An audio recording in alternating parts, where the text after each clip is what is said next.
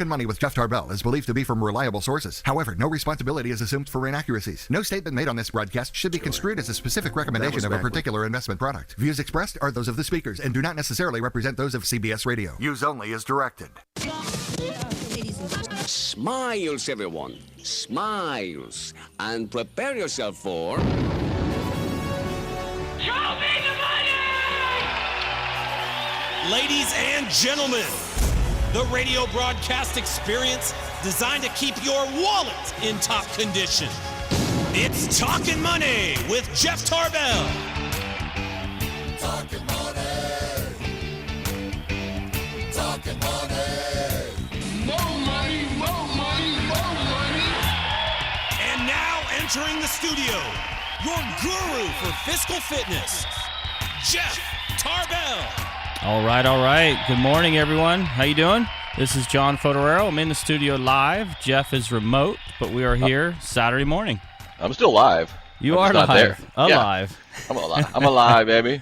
That's What's right. happening? Just sitting here in the studio looking at a bunch of information and news. What about yourself? Yeah. Living the dream, one day at a time. I'll get into that in a little bit, but what's Verlaud there? I don't want to lose. He gets one minute a week. I don't want to step on his 1 minute there. So that's right. He's ready. He's ready. He's got the headphones on. All right. What's happening there, big guy? Not much. Really excited. I always like to tell people, like, hey, if you're not into soccer, that's fine, but you should watch one game if you're a sports fan. And tomorrow it's going to be Manchester City at Liverpool, which has so many. First off, it's the first and second best team in the league right now. This could decide the title, and it's going to be a crazy scene. This is 25 years after the Hillsborough disaster, which 96 Liverpool fans died. So it's going to be, it's kind of great. Is it going to be like NASCAR where we're expecting a big wreck? Is that what you're telling me? No. It's going to be I still can't get over the 96. What was it? The Hillsborough disaster. I lose sleep over that every night. 96 people died at a sporting event. It's one of the worst sports tragedies in history. Yeah, that is not good. Yeah, and then it's really scary because a lot of stuff is coming out where the police might have hid evidence that they were not helping people. So the atmosphere is going to be intense. The game is going to be intense. It's going to be a sporting event that sports fans should want to see. So I'm excited for it. And what time of day and where would we find this show that we must watch? This is going to be at 5:30 in the morning on the NBC Sports Network. But hey, everyone's got a DVR now. Hey, I'm watching it live. If this is going to be a meltdown, I'm going to watch. I'm not going to DVR that, and then it'll ruin it for me when I read it on the news. So I can't sleep during games like this. I'm with you. I cannot either. I cannot sleep at 5:30 in the morning either. All right, Chris has got it going on. Johnny, what's happening with you down there? I'm trying to get my inputs and my outputs. Yeah, going I thought he was going to bring up the Friday night Grand Slam night. The River Cats hitting the River Cats with a Grand Slam to win the game. Looks like the Giants had a Grand Slam to win their game. I saw that. It was the pitcher that hit the Grand Slam for the Giants, right? A little bit of baseball going on. There we go. So this is talking money and talking sports because. Well, we're probably done talking sports now. We tapped out. That's all we got. Okay, we'll see you next week, everybody. Have a good weekend. We got all kinds of fun stuff to do today too, and I am going to give out some more. I had a lot of good feedback on our guest last Saturday. John and I were up at Sierra Tahoe, and in the second half of the show we had a gentleman, Bob Wheeler, calling a CPA and wrote a book which I liked because it was just a very just simple, straight to the point, and key things you can do for yourself, and so the book is called The Money Nerve, and we gave away some copies last week. We gave away all the copies I had, so I had Bob autograph 12 more, and I bought 12 of them from him, and I've got them. So I'm going to give away 4 more of those books today. If you missed our guest last week, you can catch that on the either on YouTube. We replay that or on the Talkin' Money Facebook page.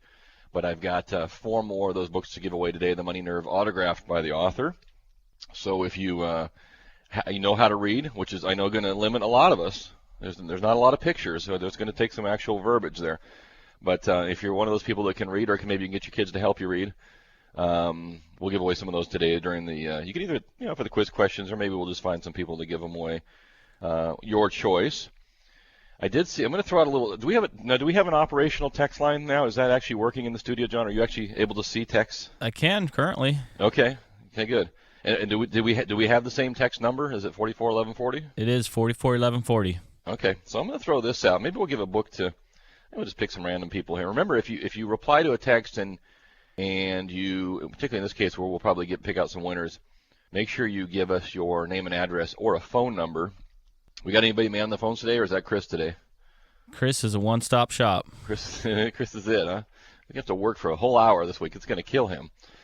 So here's my text question, and I'll get your input on it, John. It's not a question. It's just kind of an input.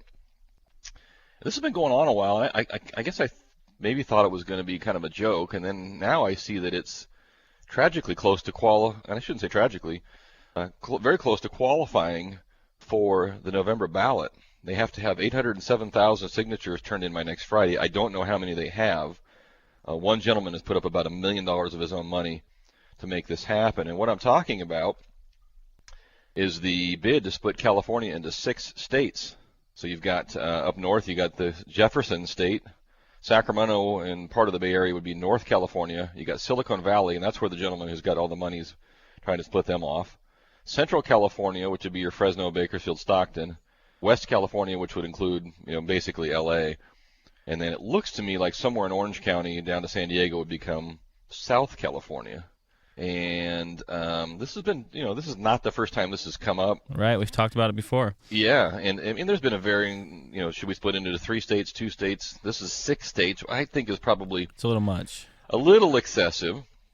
To give you an idea, North California, which would be us in this area, all of I-80 and 50 down to the coast up to Tahoe, would have about 3.8 million people. We'd have the second highest per capita income in the state, in the newly created state, at 48,000. Silicon Valley would be the richest state in the country at 63,000 per capita income, and Central California would be the poorest at 33,000. So let me know what your thoughts are today. 441140 if you want to text in on that. Should we do it? And if we should do it, is 6 states too many? Is that just right?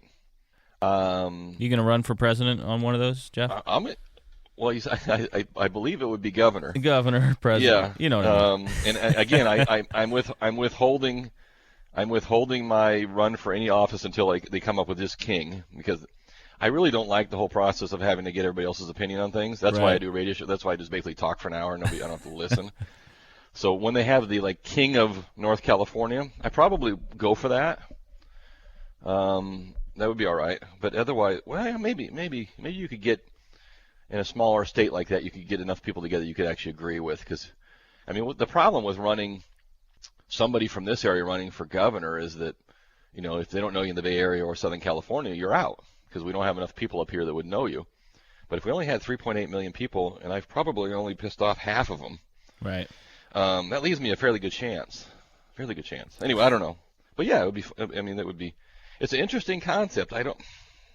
Central California would really, really be the loser in this. They rely on a lot of money from the rest of the state to support services in their area, although they would have the most prisons, which would help.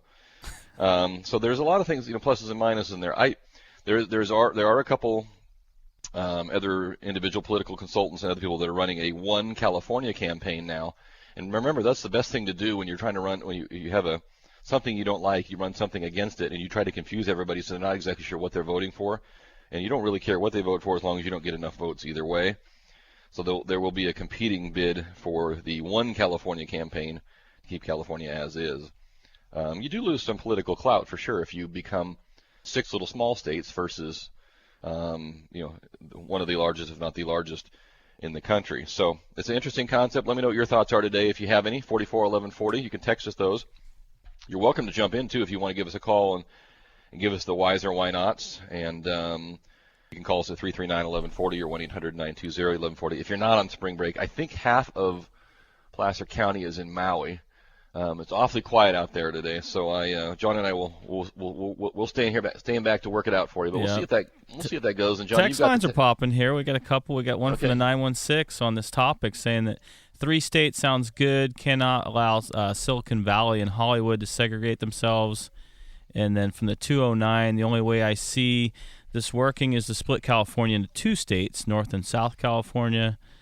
And from the 916, Jeff, we got I like you, man, and you never piss me off. Okay. Well, thanks, Mom. Appreciate that.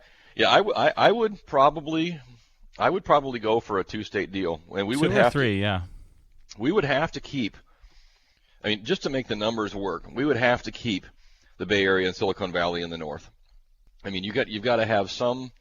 I mean, just in terms of just pure, revenue generation and just high income, and you got to keep some of that up in your area, because you look at what's proposed as the state of Jefferson, which is basically Eureka, Crescent City, Redding, and a few other places too. And other than some creative farming up there along the coast, I don't know what else you do to earn the income up there. And a lot of them aren't reporting the income, so I'm not sure what they're going to do to cover their bills. But I know what they're trying to do. They're trying to keep people out of their water, Shasta Lake being one of them. They're trying to keep people out of their farming. They're trying to keep people out of their hunting. They're trying to keep basically Bay Area and Southern California people out of their lifestyle. And I get that. I totally get that.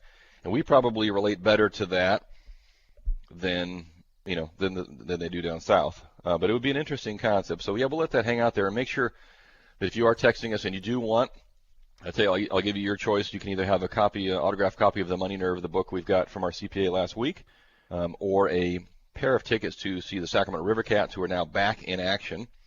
So make sure you give us your name and address, and I'll let John down there pick out a couple creative texts and winners today and go with that, if you would, Johnny. Yes, for sure. We got another response here saying 6 states not good, but legislators, governor need to make this a more business-friendly state, get public employees more under control, and this all coming from an old line Democrat.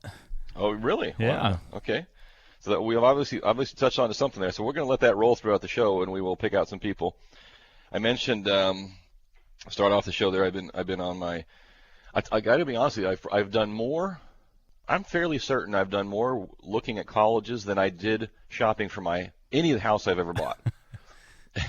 And I don't know why that is. I mean, it's let's be honest. It doesn't matter whether you're going to a state college, a university, a private college. I mean, if you're going to state college, you're probably looking at 5 years. If you're going to university or private college, you're probably looking at 4. But you do the math on them. I mean, you're looking at a $100,000 plus bill. Sure. Probably. I mean, it's a big deal. In my case, I've got 3 daughters, so I'm looking at 3 times that over time. It's a big amount. Now, I've spent more than that buying the last couple of houses, and I'm darn sure I didn't spend this much time looking. So I don't know what it is, I don't know what it is that irks me so much about it. But it is just it's frustrating the hell out of me, and I can't figure out if it's just because I'm not even going to the school, so I don't know why it's frustrating me. I don't have to go there. Too many options, or what? Yeah, you know what? I think, John, you might be right. It's like maybe you're better off to say, okay, here's option A and here's option B. These are things your mother and I can afford. Yeah. Pick one and enjoy it. Sac State or American River College? you got. I mean, and I'm fine with I'm fine with whichever of the schools, but I just haven't seen one that just hits it just right. And it's so funny because we were in San Diego yesterday for the day, and I've been down there before with all my daughters, just touring the different schools. But there's basically, as a little microclimate, if you will, there's basically 4 universities down there. There's a bunch of junior colleges, but 4 universities. There's the state, San Diego State. There's the University of San Diego, University of California, San Diego. Then there's 2 private Christian colleges. There's the University of San Diego, which is kind of like the beautiful one on the hill, and there's the little sister of it, which is on the water, which is Point Loma. And it is so funny watching them market themselves against one another, and I think you have to be.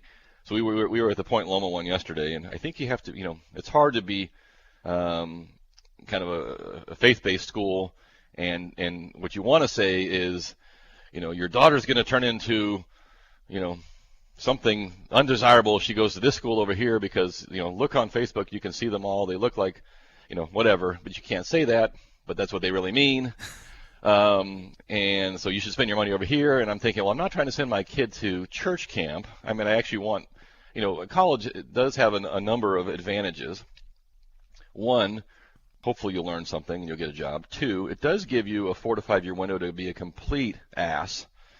Now, that was what I excelled at. I did lesser of the education, became more of a complete ass for 4 years. But nonetheless, that is the acceptable period of time to do that. My daughter, I'm sure, will be more on the education side of it. But so you try to find that mix of, of where you're going to have a good time and where you're going to create those kind of memories, and you're going to get a good education, and hopefully you don't end up on the front page of some newspaper at the same time. So I don't know what it is, John, but I'm having a hard time, and it isn't up to me. It's not. Right. It's not my choice. But I will tell you this, and this is a fact. If you have kids, let me rephrase that. If you have Caucasian girls, they are going to have, in my opinion, and just talking to people around, they're going to have a more difficult time getting into the school that they want, as opposed to non-Caucasian females. And I say that only because they dwarf, in terms of numbers, everybody else. And you go to every one of these little tours and these different things, and I'm looking around and going, my daughter's never going to meet a guy in her life at this school, because it's all women. It's all girls. Yeah. Yeah, it's all white girls. Smart, intelligent. And maybe that's a different mix at some of the private schools versus the public. But I had a few parents to me yesterday say, they and we've seen people, kids with 5.0 grade point averages who've taken all these AP classes and these all these classes, words I don't even know. 5.0? I got like a 5.0. If you add up my entire high school experience, I was like a 5.1, and I'm talking all 4 years together. And we're talking 5.0 per year. This is a little harder to do. And they're not getting into some of the schools. You think about that. You gave up everything, a lot of things to excel in that, and you don't get into the schools. And the reason being is they've got to come up with some kind of a mix. They've got to bring in, and I see some boys that I'm related to and boys that I know would probably hard pressed to get a 5.0 in 2 years, and they're getting in some schools, and they just need they need males, and they need a good mixture of all kinds of races and religions and all kinds of things. And so it is interesting as a father of 3 Caucasian girls that it's your first choice and your second choice may not be somebody else's choice, so you got to plan for that, I guess. And That's right. But anyway, it's an interesting adventure. Yeah, Jeff, we got from the 925 actually a good, his comments are his or her, one California only. Can you imagine having to pay out-of-state prices to go to a school when you live in California? Yeah, but so you live in Northern California and your daughter goes to school in San Diego. Yeah. Now you're paying out-of-state prices? Yeah, but keep in mind something. Let me this is and that I am so glad that text came through. I'm so glad you said that, John, because that may be what's irking me the most. Is that, remember, if you are looking for in-state tuition, for a discounted in-state tuition, you're only looking at, and I say only, there's a lot of them, but you're only looking at a state school. So you're looking at a state school or a university, and there's as many private colleges, if not more, that are out there that you're not getting a discount, at least that I'm seeing, for being, quote unquote in-state. And this is the scam that I think that goes on. So if you're running the University of John Fod in Sacramento, California, and you're getting state money, and you've got X numbers of spots to let in, and you're looking around and saying, okay, if I let Jeff in, and he's a California resident, I can only charge him $1. If I let Justine in from Nevada, I can charge her $2.25 or $2. Well, let's see here. I'm down X number of spots, and my budget's a little tight this year, so I'll let Justine and Kim come on in because they get their kids from the other state. And I'm convinced this is what happens, is that they're looking around saying, hey, let's bring in some more out-of-state tuition into California. Let's fill these spots with some other people that are paying high money, and we'll make some more dough off of them. Meanwhile, we've been writing checks for forever and a day, and we're not getting into the state colleges. So right. I'm convinced that there's some truth to that, or either that or I'm a conspiracy theorist. Either way. So enough about that. But it's an interest, and I will tell you this as I finish up. And John's got a couple quiz questions for you, so we'll get to those today too. Don't wait so long. So I've got 3 daughters, one that was a junior when we started this, and 2 freshmen. Get your kids looking and getting them interested in things, in that probably ninth grade. Probably 8th grade's too soon, but certainly ninth grade, and certainly 10th grade. Get them out looking at schools. Get them, to get a feel for what they're looking for, and also get them in line with what it takes to get into that school, because it's very easy to find out. This is what they're looking for. This is the kind of GPA they want. This is the kind of scores they want. And if your kid is destined to go to that school, or in their own mind destined to go there, then they better darn well be on that path of meeting those criteria. And if, like I said, if they're a Caucasian female, they better exceed that. And they better have a backup plan too, because there is a lot of people going for a limited number of spots. And it is a very, very time-consuming, and it's expensive to run around to these schools and spend a day. You didn't even get in there yet. Yeah, right. I know. I had to pay. They charged us $15 yesterday just to have lunch there. I'm like, come on. You want $100,000? You won't spot me $15 for lunch? But did you see? So speaking of that, there's a 9-year-old third grader out of Elk Grove that goes to Joseph Sims Elementary School in Elk Grove.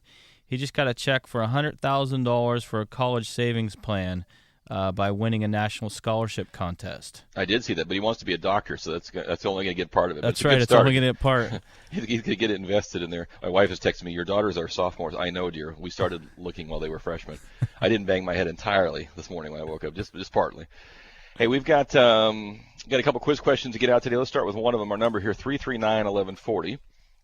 1-800-920-1140, and you can text us again at 441140. My reminder to you, please, if you're texting us and you anticipate something showing up in the mail as a winning prize, give us either a phone number so Chris can call you back, or give us your full name and address so we can send something to you.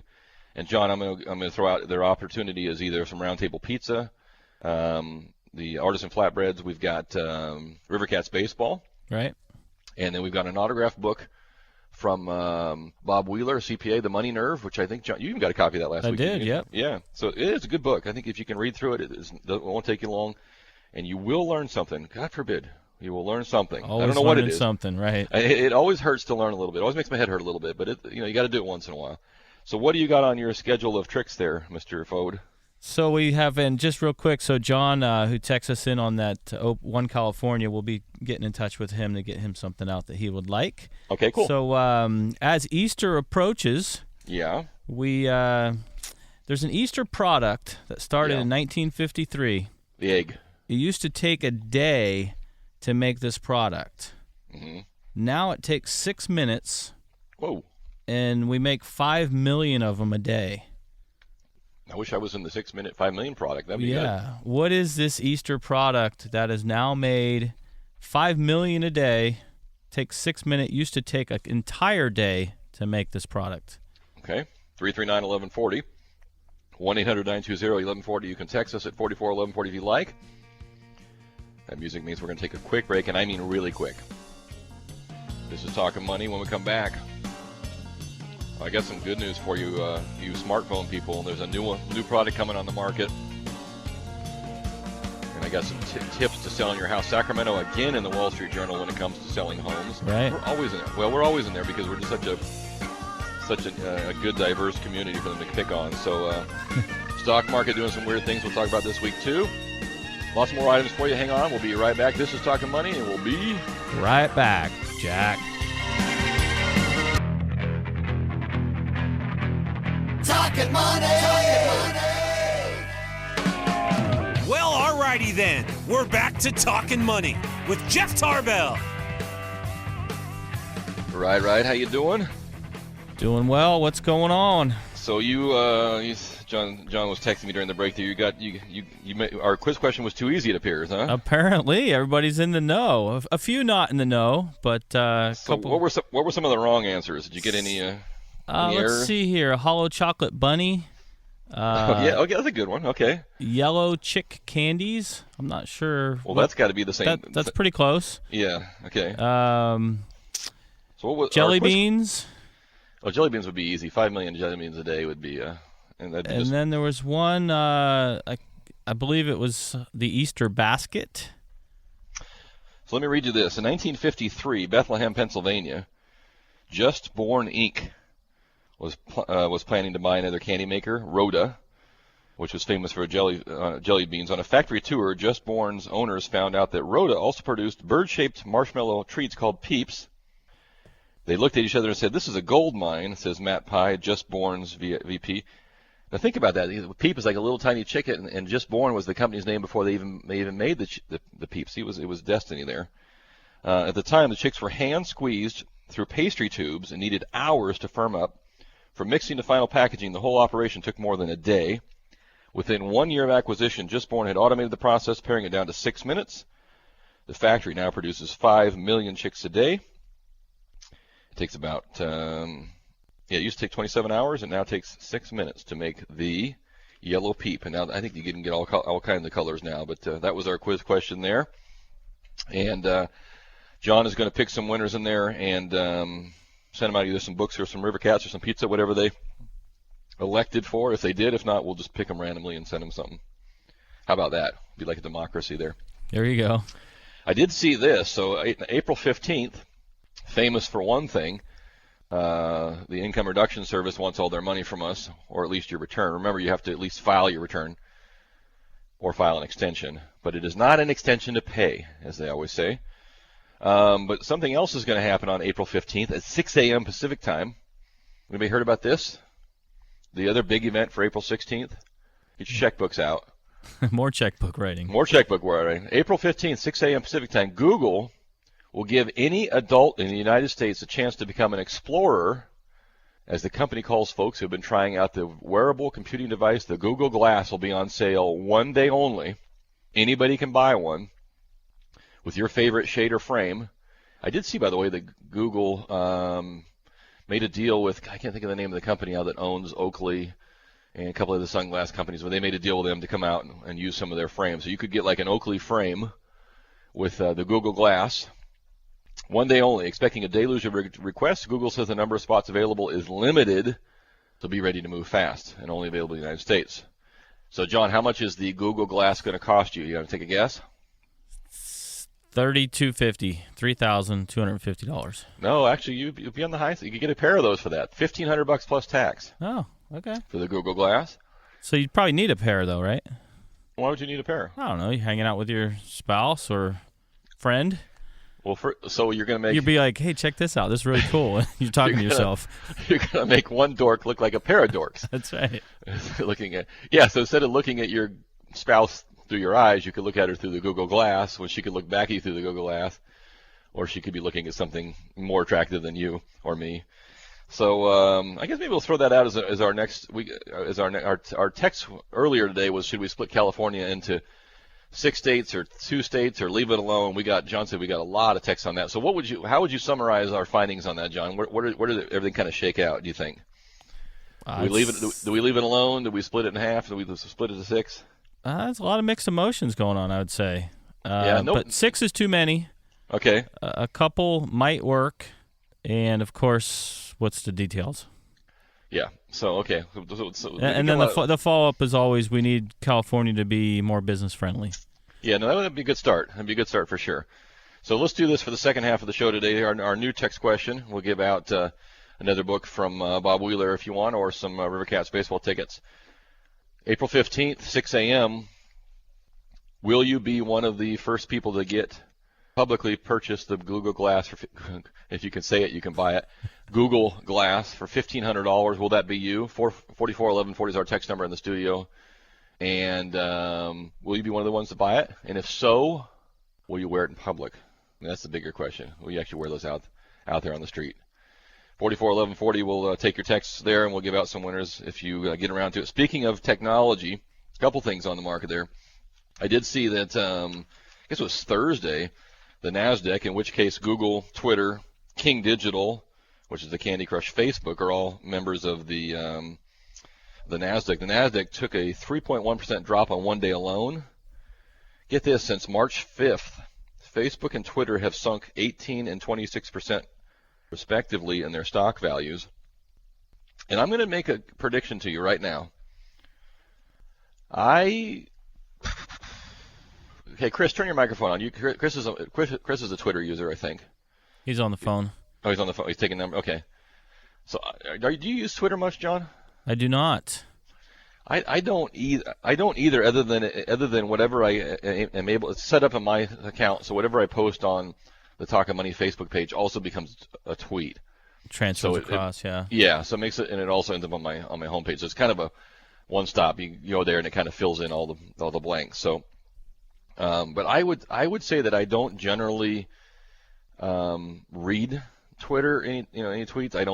I mean, very rarely do I look at it at all, which is, a lot of people do. But I'm gonna say that 5 years from now, I don't know that there will be a Twitter. And if it is, it may be like the old. I mean, think back on like America Online. We used to have America Online for internet, and now you look at it, it's almost, I don't know if they're even around anymore. But I just there's so many new things coming, and I mean, stuff that my kids use, and the Pinterests and the other things, and this and the Snapchats and the other thing. There's just so many. Everybody's going to have a new little twist and a turn. It just peels apart the market so much for different things that all of a sudden it doesn't become the go-to source anymore, because there isn't a go-to source anymore. There's 50 go-to sources in terms of how you communicate with your friends and how you get information along. That I just think that I'm going to say that in 5 years from now there probably will be a Twitter. I just don't know that it will have any value, and maybe Facebook goes that way too if they don't keep growing. I don't know. You look at there's some predictions out from people that are looking down the future in terms of these stock values, and Twitter was the one that came up, and they said, that one's the one that scares them the most in terms of holding its value. The NASDAQ down. Actually, if you didn't know this, the NASDAQ was getting really, really close to approaching the highs of, I want to say, like 2000, 1999, 2000, up around 5,000.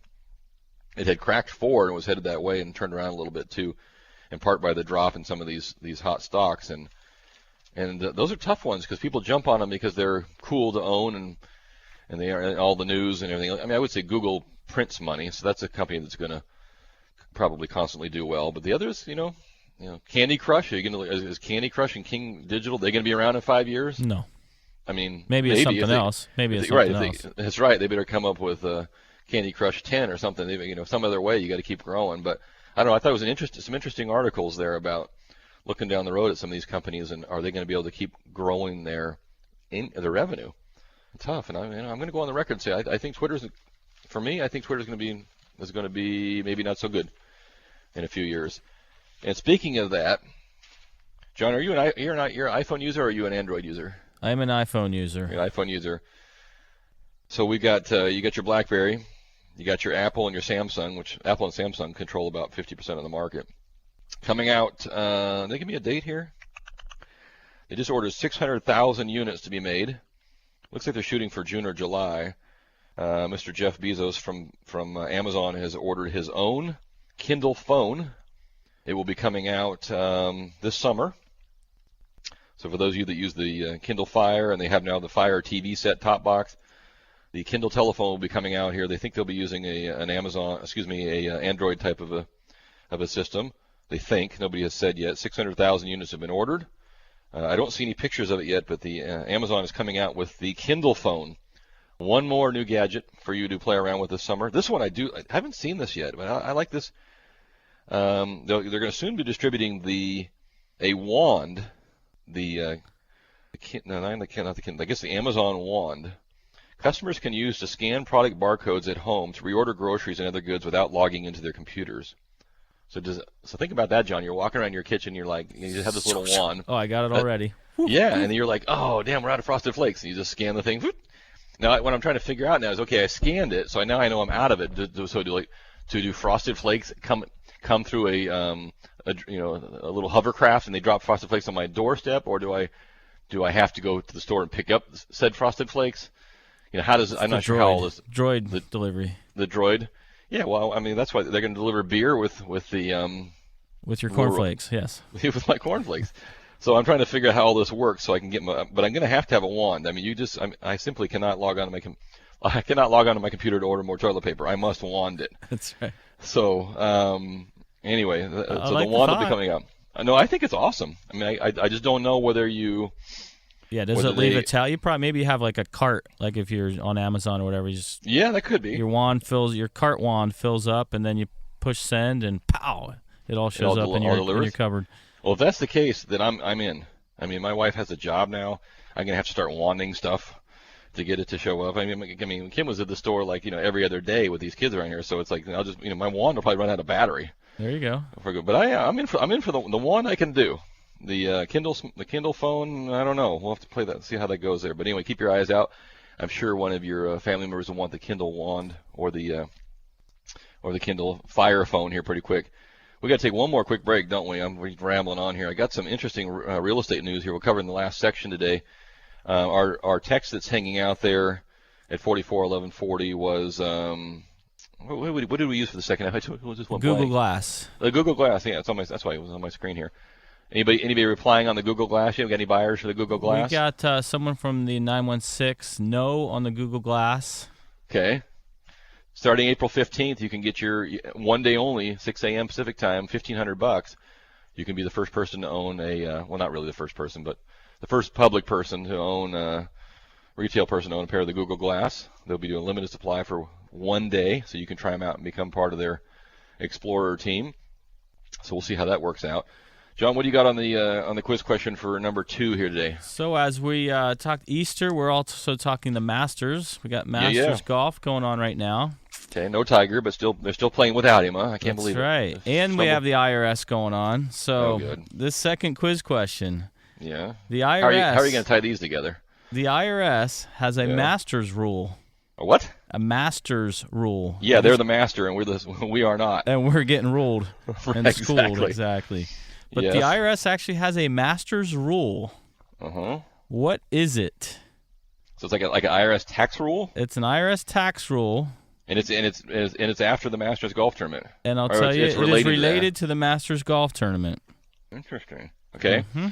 339-1140. 1-800-920-1140. You can text us at 441140. So the IRS and the Masters golf tournament apparently got together and came up with a rule. If you know what that's about, it does help us all though. But it just came from the Masters. That's right. 339-1140. You can text us at 441140. Your choice: some Rivercats baseball tickets, an autographed book from the Money Nerve from Bob Wheeler, CPA, which great book to read. Your choice. Give a call to Chris or a text to John, and we'll get you out. We'll figure out what the Masters rules mean. This is Talkin' Money. My name's Jeff Tarbell. That's John Fotorero. We're going to be right back, Jack.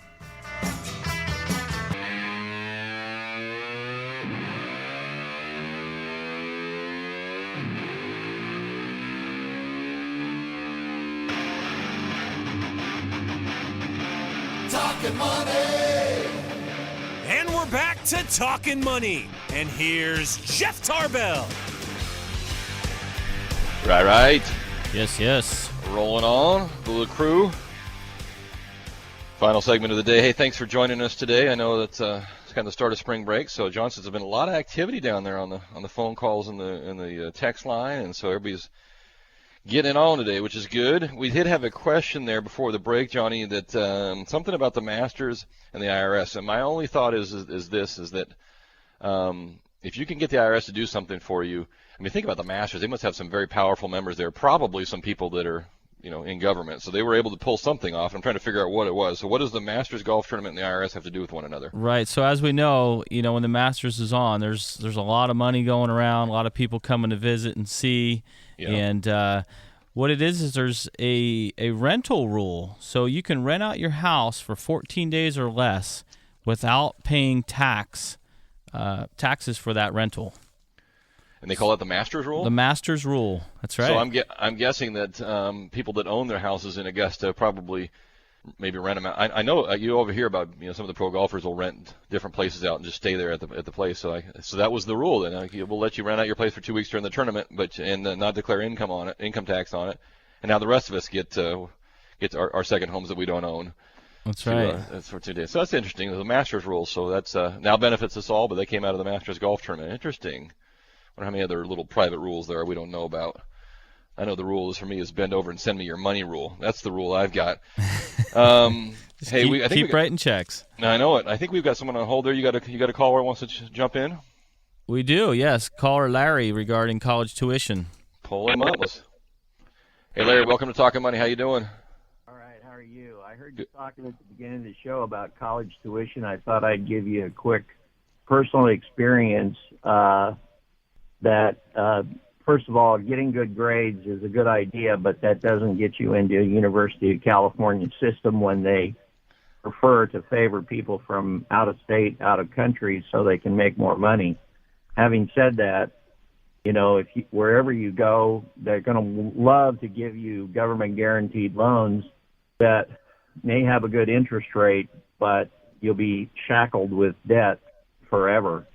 I personally think the best strategy is junior college for X number of years that you need, and then you go to University of California college and you get a degree that says UC Davis or whatever after having gone to junior college, which may not sound very glamorous or much of a 4-year experience, but you need to encourage and have frank discussions with your kids like freshman, sophomore year and involve them in the financial issues and strategy, because otherwise you can bankrupt yourself going to $50,000, $60,000 a year private colleges like Stanford or such.